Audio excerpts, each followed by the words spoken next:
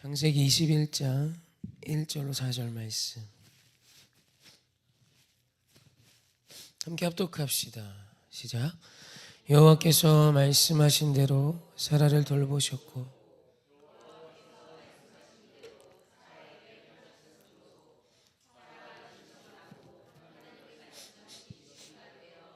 노년의 아브라함에게 아들을 낳으니 아브라함이 그에게 태어난 아들 곧 사라가 자기에게 낳은 아들을 이름하여 이삭이라 하였고 그 아들 이삭이 난 지 8일 만에 그가 하나님이 명령하신 대로 할례를 행하였더라.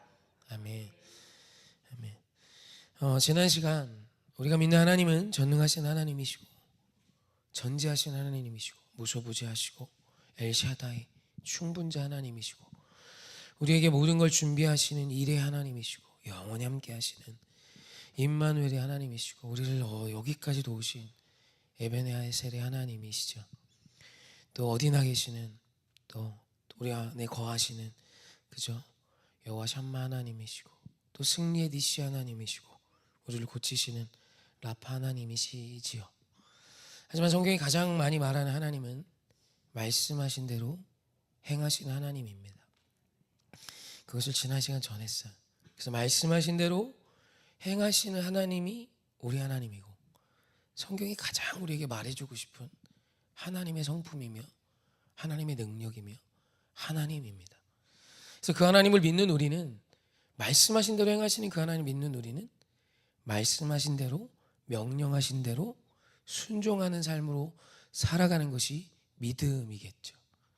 그래서 사랑하는 성도님, 주의 말씀하신 대로 여러분의 삶에 순종이 있는 자 되셔서 하나님이 말씀하시니 빛이 있으라 하시니 빛이 있었고 하나님이 보시기에 좋았더라 토부 선하더라의 삶이 시작되시기를 주님의 이름으로 축원합니다. 그런데 주님의 명령대로 살아가는 순종의 삶에는 몇 가지 큰 문제들이 있습니다. 오늘 그 문제 중에 하나인 할례에 대해서 좀 이야기하고 싶습니다. 사실 이 할례는 문화가 아니었습니다. 하나님께서 아브라함에게 그 가정에게 명하신 하나님의 명령이에요. 이스라엘이라는 한 나라가 이 할례를 모두 행하지 않았습니다. 이스라엘이라는 나라도 없었고 가나안 땅에 그런 문화들이 물론 우상에게 자해를 하고 그럴 땐 또 자식을 태워 죽이는 일들이 있었지만 살점을 떼서 그 8일 만에 난지 생후 8일 된 아이의 살점을 잘라내는 문화는 사실 하나님께서 아브라함에게만 주셨던 문화예요. 세상 누구도 행하지 않는 일입니다. 여러분 사실 이것만으로 굉장히 큰 위기고 두려움입니다. 살점을 도려낸다라는 아픔과 통증, 또 이 아이가 이 일로 아프고 또 앓다가 죽으면 어떡하지라는 두려움도 큰 문제겠지만 사실 그보다 더 큰 두려움은 나와 같은 결정을 하는 사람을 보지 못하는 거예요. 나와 같은 결정을 하지 않는 사람들 사이에서 세상 안에서 다른 결정을 하고 사는 것. 세상 모두는 A를 선택하고 삽니다. A가 답이지. 그런데 하나님이 B를 말씀하세요. 그때 B를 선택하는 것. 세상이 걷는 A의 길이 아니라 주님이 내게 명하신 좁은 길을 택하는 것. 여러분 이것이 사실 정말 큰 문제예요. 오늘 이 세상은 남들이 답이 되어 삽니다. 예나 지금이나 마찬가지.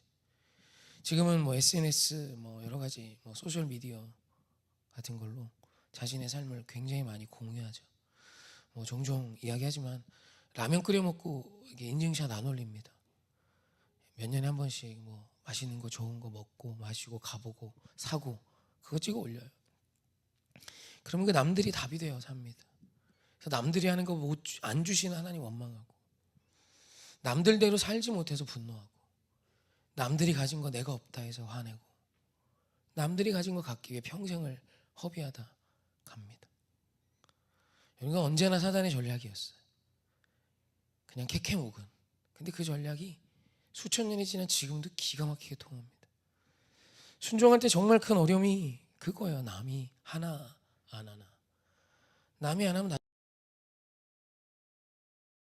나도 가야 되고, 남들이 다 들어가는 직장에 나도 줄 서야 되고, 남들이 다 하는 그 일, 남들이 볼 때 좋다고 하는 거기에 나도 들어가야 됩니다. 그리고 거기 가지 못하면 죽을 것 같이 힘들어하고, 거기 들어가면 신이 나서 기뻐합니다. 사랑하는 한번 돌아봐야 합니다. 주님의 명령이 무엇인지 모르셔서 순종 못하십니까? 아니면 남들이 하지 않고 나에게만 주시는 당장에 내 눈에 보이는 손해이기에 오늘 망설이십니까? 믿음은 용기입니다. 세상 모두가 걷지 않은 그 길을 전능하신 하나님, 내가 믿고 내가 신뢰하고 나를 위해 아들을 내어주시고 나를 죽기까지 사랑하신 그 하나님의 말씀이 옳음을 믿고 오늘 세상과 다른 한 걸음을 시작하는 거예요. 세상의 부모가 가르치지 않는 하나님의 놀라운 은혜를 가르치며 주님의 놀라운 뜻이라면 아멘 할 수 있는 용기를 가진 자의 삶을 보여주는 것이 우리의 사명이고 부모의 사명이고 오늘 그리스도인으로서 이 세상을 살아가는 자의 모습이어야 한다는 것입니다. 할례는 그런 의미예요. 그냥 단순히 살점 하나, 표피 하나 잘라내는 문제가 아니라 세상을 뒤로하고 주님의 명령이라면 아멘하는 자로 아브라함이, 그의 가정이, 그 안에 사라가 일어서고 있다는 뜻입니다. 오늘 우리 인생을 점검하는 데 있어 우리 인생에 할례가 있는지 반드시 돌아보아야 합니다. 형식적으로 이와 같은 일은 우리가 하지 않아도 되지만 내가 세상이 하지 않는 우리 하나님이 나에게 명하신 그 일 앞에 순종하며 세상이 도무지 이해할 수 없는 걸음이 있나? 내가 오늘 기도도 하고 예배도 드리지만 오늘 세상 모두가 공감하며 세상 모두가 이해하며 고개를 끄덕끄덕 거릴 만한 일뿐이 인생이 나는 아닌가? 여러분, 그리스도인은 이해할 수 없는 결정을 하는 자들입니다. 최근에 이렇게 친한 동기 목사님이 부목사님을 하시다가 이 문제에 대해 기도하고 있던 중에 어떤 권사님으로부터 전화가 왔습니다. 그래서 권사 안녕하세요 했겠죠. 잘 지내시냐고. 근데 이 권사님이 이렇게 경기도 이천에 작은 건물 하나를 지으셨대요. 5층짜리 건물이에요. 그러니까 모은 돈 다 해가지고 5층짜리 건물 사업을 하시는데 4, 5층은 자기가 이렇게 4층짜리네요. 사실 죄송합니다. 3, 4층은 자기가 사무실 쓰고 직원들하고 그리고 이제 그걸 해서 1, 2층이 세를 주면 되는데 목사님 오셔서 교회 보시는 거 어떠냐고 청을 하더랍니다. 여러분, 건물이 1, 2층이면 그죠? 새 건물이고 그 월세 받으면 얼마나 할까요? 꽤 하겠죠. 자기가 다 해놓겠대요. 전기며 뭐며 와서 목사님이 의도한 대로 카페하며 교회를 하시든 뭐를 하시든 여기서 하시고 싶으신 걸 하라는 거예요. 리모델링만 목사님이 적당히 하시면 나머지는 제가 거의 다 해놓겠다. 그래서 와서 이 건물을 써달라는 얘기예요. 그래서 그 얘기 듣고 저한테 전화를 하더라고요. 고민이 되죠. 아무래도 나이도 있고 어찌됐건 개척이죠. 성도도 없고 그곳에서 1층, 2층을 그냥 쓸 수 있다고 해도 사실 두렵기도 하고. 그래서 제가 그렇게 이야기했습니다. 어떤 정신 나간 사람이 건물을 짓고 1, 2층을 너한테 주겠니? 기도해봐. 물론 그게 답은 아니지만 그런 일이 너에게 일어났지 않냐? 그럼 분명히 용기 내볼 이유가 충분하다 생각해. 용기죠.